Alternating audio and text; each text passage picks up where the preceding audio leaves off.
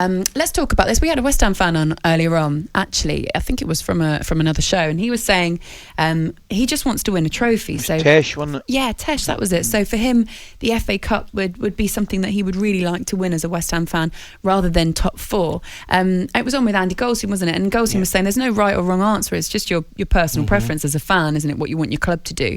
But in terms of them trying to reach that top four spot, last season they were only I think they were a couple of points off fourth in the end. They finished sixth, I think it was, but it was quite tight, and they weren't a couple of points off. I think they're anyway, I can't remember what it was, but they were sixth basically. What should they do? I mean, this window for them was a great opportunity, I suppose, to throw some money at it and solidify that team and really make a push for top four. Well, why can't you do both? You know, why can't you try and win the FA Cup and finish top four? But for me, the ambition of the club has been there to see, to be honest, this transfer window. I was saying to West Ham fans, even in this building, in November, they need players in. They need another top-class striker, because Antonio shouldn't be just guaranteed to start every game.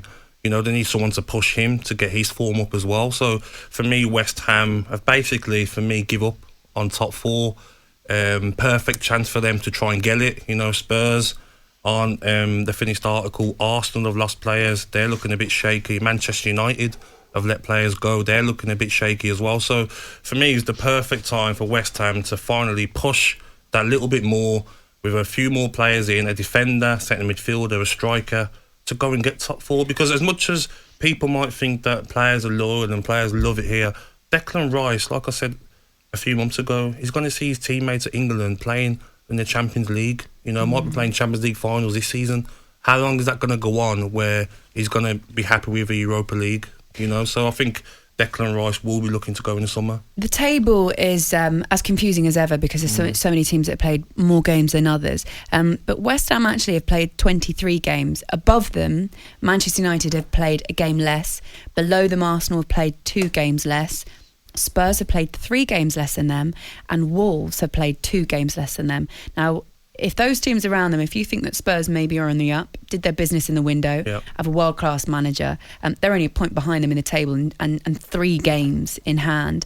Wolves as well going great guns, and I know that Wolves fans never really get the credit that their team deserves. They've been on at us. Why aren't you talking about Wolves? And you're right, they're on 34 points, so they're actually only 3 points behind West Ham, and they've got 2 games in hand. So all of a sudden, if these teams continue with their momentum and start to win more games, that gap on West Ham gets a lot smaller. Finish 8th. They could actually finish 8th. It's realistic they could finish 8th this season. And that's not going to be enough for someone like Declan Rice. For me, he's probably one of the best midfielders in the world. You know what I mean? I'm not being biased because he's English, but I rate him so highly, and he's going to want to play at the top.